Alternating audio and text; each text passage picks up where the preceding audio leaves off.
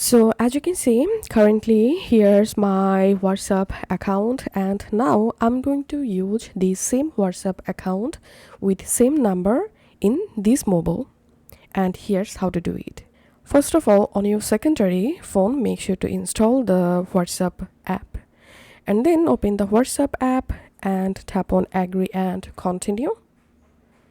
And here select your country first of all, and you can search your country using the search box. And just once you are in this phone number field, just tap on this three dot at the top right corner and just tap on link as companion device.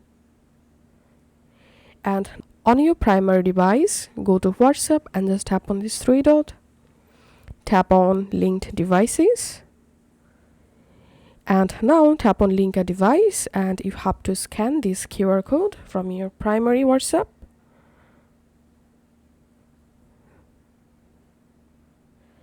Once you successfully scanned on your secondary mobile, you will see you've successfully signed into the same WhatsApp account.